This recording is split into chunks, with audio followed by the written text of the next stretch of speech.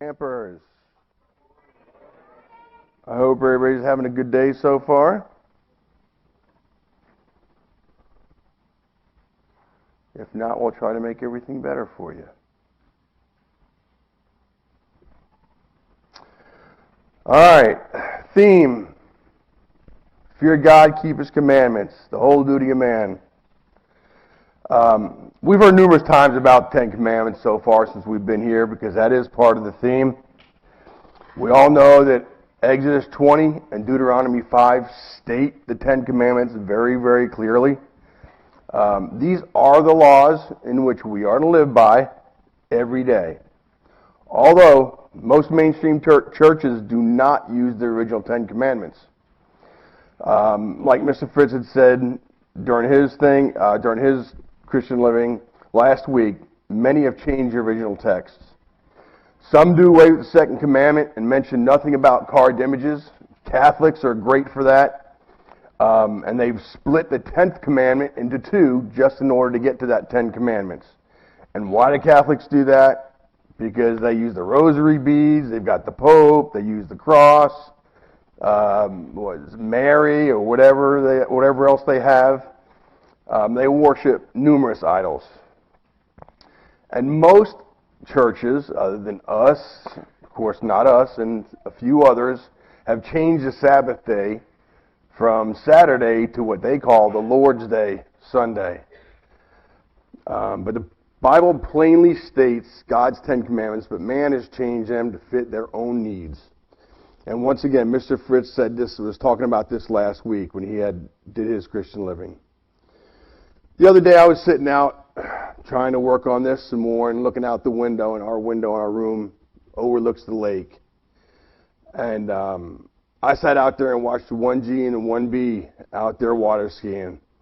And I think all the boys and the girls that God has brought together to learn His way of life in this setting, I mean, it's just absolutely fantastic and beautiful. It's amazing how He has gathered us together just to listen to His Word and to learn about His Word. Following His 10 Commandments, which are His laws, not man's, following His laws is the most important things we need to do and learn in life, especially while we're here. Just like Mr. Dixon showed you, we are all to follow the authority of God because God puts everybody into authority that He wants. However, we are not to follow the authority if it goes against God. We must follow God and God only. As we all know, God gave His 10 Commandments to the Israelites in the Old Testament after bringing them out of Egypt. But where else do we hear about commandments? Christ mentions the commandments at different times throughout the Gospels. Paul specifically mentions them in his letters to the Romans, Corinthians, the Ephesians, Colossians, the Thessalonians, and indirectly in numerous other places. So Paul and Christ have talked about the commandments throughout all of their speeches, all of their letters, and everything else. They're also discussed numerous times in the books of 1st, 2nd, 3rd John. John talked about them almost in every one of his chapters. In Matthew 5, Christ talks about murdering, committing adultery, bearing false witness. So those are the commandments. Those are part of the 10 Commandments, and He talked about them. If you got your Bibles, let's turn to Matthew 22:33. Matthew 22:33. And we've read this verse here while we've been here so far, and we'll probably read most of the verses that I've got here. We've already read, but they're worth repeating. But when the Pharisees heard that He had silenced the Sadducees, they gathered together. Then one of them, a lawyer, go figure, a lawyer, right? Mr. Andrews, Mr. Schrader. Only a lawyer would question Christ. Asked Him a question, testing Him and saying, "Teacher, which is the greatest commandment in the law?" And Jesus said to him, "You shall love the Lord your God with all your heart, with all your soul, and with all your mind. This is the first and great commandment. And the second is like it. You shall love your neighbor as yourself. On these two commandments hang all the law and the prophets. Notice, it hangs on the law. He never let go of the law. The law, of course, as we all know, is the Ten Commandments. Now here Christ is only giving them two commandments. But did he just cut it down from 10 to 2? With these verses, did Christ do away with the original commandments? That's what a lot of mainstream Christians believe, as Mr. Fritz discussed last week. And notice I keep saying Mr. Fritz because my title was submitted first, but it looks like Mr. Fritz stole a lot of my stuff. Christ was asked to identify the greatest commandment. His answer shows how all of God's laws rest on two essential relationships. One is the relationship with God, and the other is the relationship with others. Every time I meet with my family at one of my siblings' houses or whatever, we always get into a discussion about religion. I don't know how we get there, but we get there. And then I start telling them what the truth is, and of course they argue back, saying, no, all we got to do is just love God and love our neighbor and have grace and all this other stuff.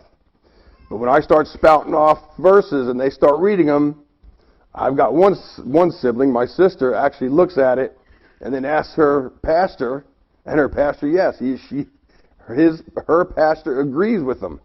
But his pastor doesn't do them because that's not what the mainstream media does. He's going with the mainstream media in order to get the congregation together and in order to get their money. Otherwise, if they met on Saturday, he said, people would not come. So that's one of the reasons why a lot of the churches do it nowadays. And in a way, Christ did do away with part of the law, right? He was the ultimate sacrifice. So we got rid of the ceremonial sacrificial laws because you can't get any better sacrifice than Christ himself. God the Father's only perfect and righteous Lamb. So, did Christ change it from 10 to 2? That's the question. And prior to this class, I asked the counselors to pick out 5 girls and 5 boy campers to come up here and talk about the commandments. So if you would, please, 10 campers, come on up and sit in the seat that corresponds with the commandment that you were given.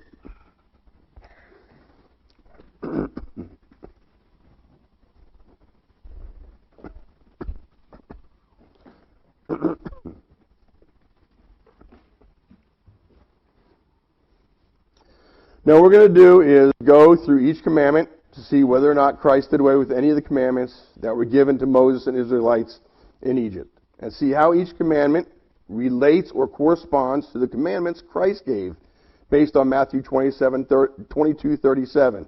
And I'll repeat it real quick just so you know. Jesus said to him, "You shall love the Lord your God with all your heart, with all your soul, and with all your mind. This is the first and great commandment, and the second is like it. You shall love your neighbor as yourself. On these two commandments hang all the laws and prophets." So, we'll start off with the first commandment. Mrs. Scarborough, if you can put up the first slide, thank you. Hello, I hope this is working. Yep, say your name, where you're from. I'm Anna Cryer, I'm from Wisconsin, and the first commandment is, you shall have no other gods before me. Okay. How does that relate to what Christ had said? You have to put him first and love him, and you can't love him with all your heart unless you put him first, and you can't have other things above him, other gods. Correct. Now, there are a lot of other churches that have other gods, right? Hindus believe in one supreme God with many other beliefs, such as karma and dharma, which is an individual's duty, righteous conduct, and moral order, and reincarnation, and many other beliefs. Islam has Allah. Ancient Greeks had several gods and goddesses. To name a few, Zeus, the ruler of gods; Aphrodite, goddess of love and beauty; Artemis, goddess of hunt, wilderness, and nature; Poseidon, god of the sea; earthquakes, horses, and storms. I mean, the Greeks had, again, they had many, many more gods other than those. All these other religions have numerous other gods and beliefs, But we have only one true God that we believe in, and that is our God the Father. He is the one and only true God. Can I go ahead and pass it on? Oh, you want me to?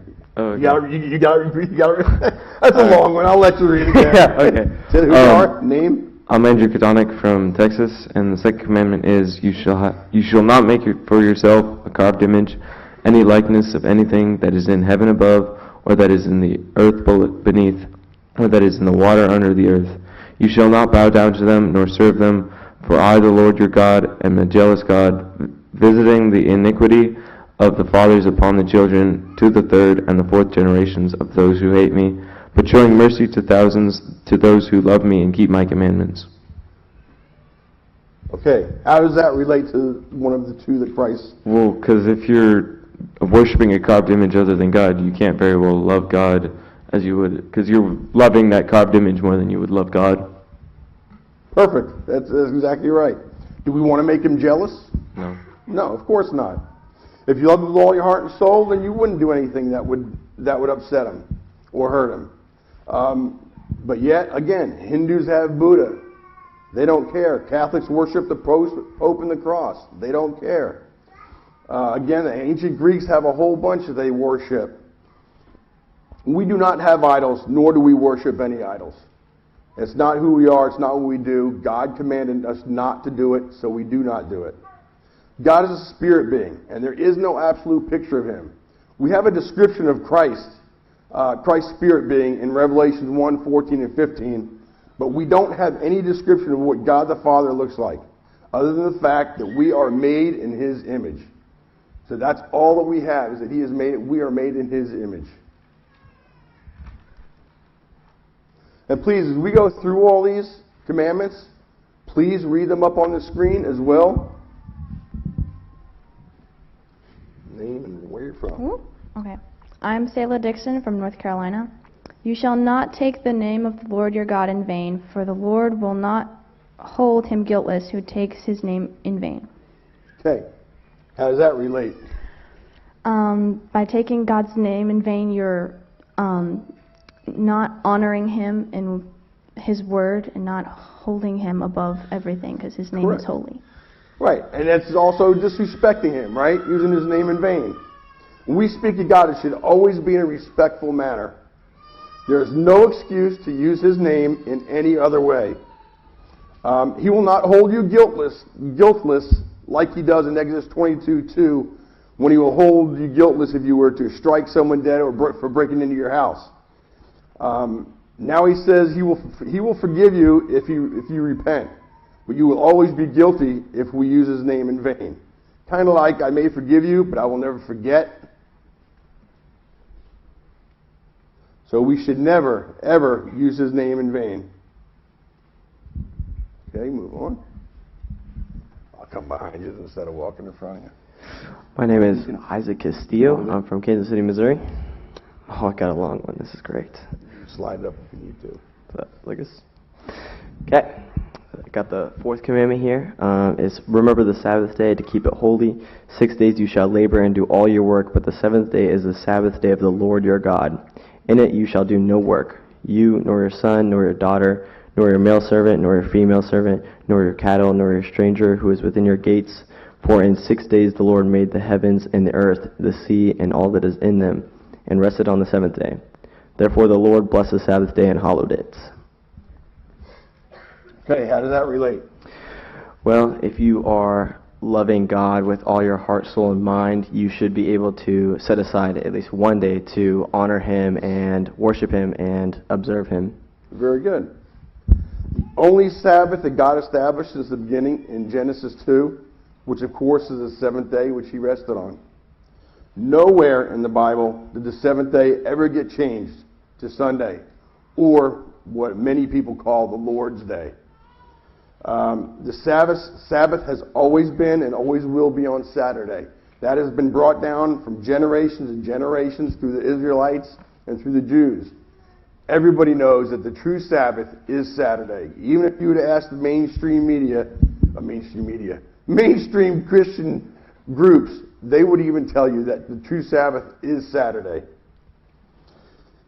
And the Sabbath, as God said, is a sign between him and his people.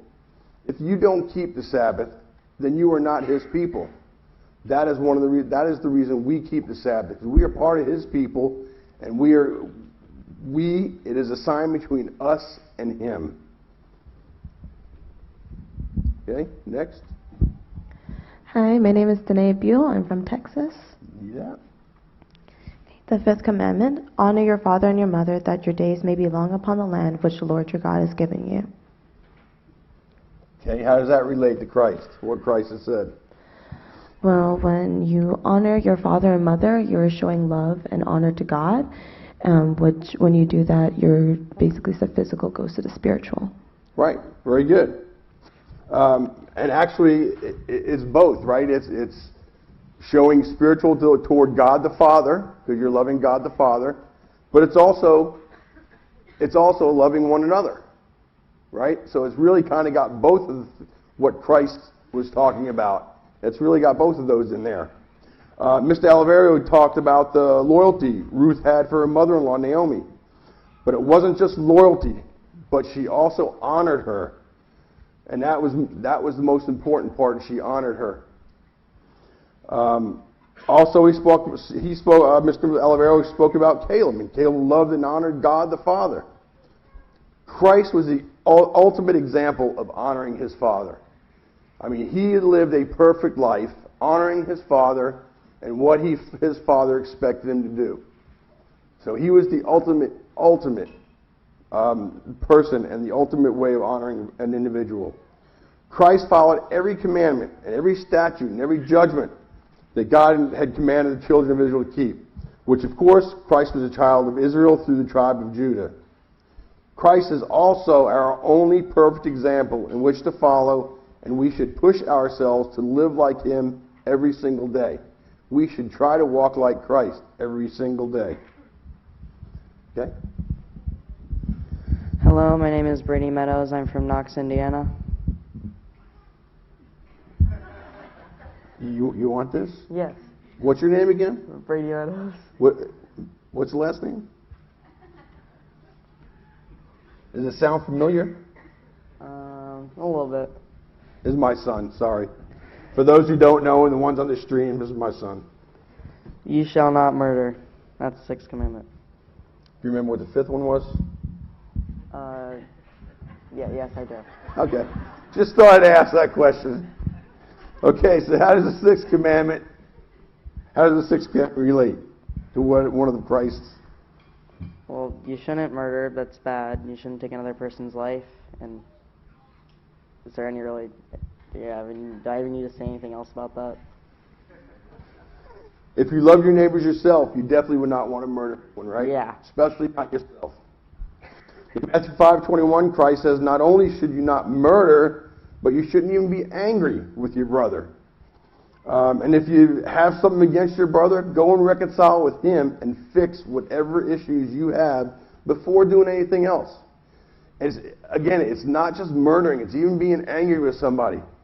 If you have a problem or a discrepancy with somebody, go to that person, fix it, work on it, and do not try to reconcile it before you go and do anything else. Because one thing you don't want to do is hold a grudge. You don't want to be mean to anybody. And of course, you definitely don't want to murder anybody.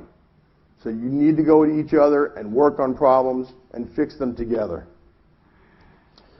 We should always try to forgive everyone in our lives. Absolutely no one in our life is perfect, and we need to remember that. You should not want to even hurt anyone, physically or mentally. I know people, like they had said in the beginning, no pranks. Well, pranks hurt some people. Then there's other people that wouldn't bother, such as me. It takes a lot to embarrass me. So not everybody's the same. Some people are much more sensitive than others. So we need to be very, very careful about how we treat people. And if you do offend somebody or hurt somebody, then you're not showing love. Okay? Do not get me wrong. I know we all feel that way sometimes, but we need to immediately get that out of our minds and forgive people. It won't always be easy to forgive, but it is expected of us. In order for us to make it into the kingdom, we must forgive people. Okay, next. Hi, my name is Jessica Booth. Sorry, you got it? You know what it is? I'm from McKinney, Texas, and the seventh commandment is thou shalt not commit adultery. Okay, how does that relate to what Christ? If you aren't loving and loyal to people here on earth, how could you be to our Father in heaven? Exactly. If you loved anybody as yourself, especially your spouse, you definitely would not want to be unfaithful to them. And that's what adultery is. Adultery is having a relationship outside of your marriage. In Matthew 5:27, Christ says, "You have heard that it was said to those of old, you shall not commit adultery. But I say to you that whoever looks at a woman to lust for her has already committed adultery with her in his heart." In other words, Christ is saying here, not only is he saying don't commit adultery, he's taking it even further and saying you shouldn't even be looking at anybody in that way or lusting for somebody else. Once you become married, you are married to that individual for life. That means if you're 20 years old and you live to 90, you're going to be married to somebody for 70 years. So please, think about that before you do get married. This is the only person that you will be with for the rest of your life. And you should not even lust after anybody else. You shouldn't even look at anybody else. And with the way some people dress nowadays, that can be very, very difficult. But that's what God expects of us. And that's what's expected of all of us. So you really, truly need to keep that in mind when it comes time to get married. Okay, eighth commandment. Hi, my name is Ian Rollins. I'm from Massachusetts. Can you see it? Tough one. Oh, I did. The eighth commandment is you shall not steal. Okay, how does that relate? I mean, you're really not respecting your family in Christ when you're stealing from them. You're not respecting their property. You're not respecting God's creation as a whole. So. Exactly. And Mr. Scarborough, thank you very much for changing the slides. It's not something I've done in the past, and I've totally forgot to do it today, but he's keeping up with me. Thank you. If you love your neighbors yourself, you surely wouldn't commit theft against them.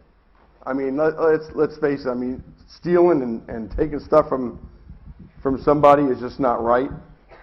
Why would you want to take something that's not yours, whether it's from your neighbor or from anybody else? Not only does this encompass physical stealing, but it's also committing fraud or even cheating somebody. It's not just literally physically taking something, but it's considered any kind of fraud or cheating goes along with this as well. Mr. Dixon covered this pretty well the other day, so I'm not going to go too much into it. If you remember, he asked somebody to take a bottle, and I think it was Eli, or somebody was jumping right up to get that bottle. He covered it pretty well the other day. Just because somebody says to do something, you really need to think about God's commandments and what God expects before authority or anybody else tells you to do something. Ninth commandment. My name is Jenny Cook from Iowa, and the ninth commandment is you shall not bear false witness against your neighbor. And I think this relates to the verse because if you lie to someone and spread false rumors about them, you're technically lying to God and not keeping his commandment. That's perfect. If you loved somebody, why would you lie about them? Why would you lie to them? It just doesn't make sense. Not only should you not lie to your neighbor, but you shouldn't be lying to anyone at any time. God expects us to always be truthful, no matter what. There is no good reason to lie. There may be consequences for telling the truth, but that is what we must do. This also includes, again, like you had said, talking bad about somebody, spreading rumors, gossiping. And as I said earlier, you can hurt somebody's feelings. Mine, it's hard to hurt my feelings, but there's other people that are much more sensitive. and you should not be talking about other people. And God expects us to have honesty and integrity. And the final and 10th commandment. Hello, my name is Noah Thomas. I'm from Indiana, and the 10th commandment. The 10th commandment Here, Noah. is. Oh, thank you. And the 10th commandment is, "You shall not covet your neighbor's house. You shall not covet your neighbor's wife, nor his male servant, nor his female servant, nor his ox, nor his donkey, nor anything that is your neighbor's." And I think it's important to, because like you should not covet because you're not respecting your neighbor, and if you're not respecting your neighbor, like the Lord has said, you're not respecting God. So, yeah. Good.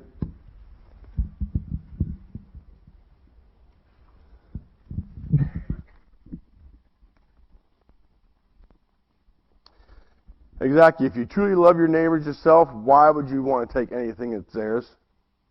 Be grateful for what you have and be happy for what they have. Don't be jealous at what someone else may or may not have.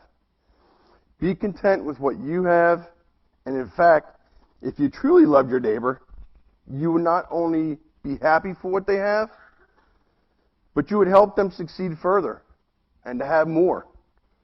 Because that's what showing love to one another would be like. All right, thank you, campers. Everybody give them a round of applause.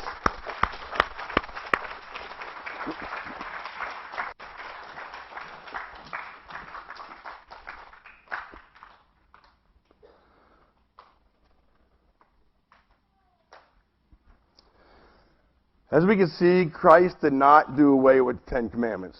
He actually expanded and magnified them by making them more detailed and even added to them. But in no way did he do away with any of the commandments.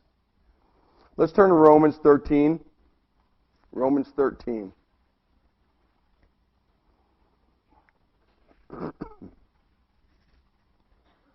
Romans 13, verse 8.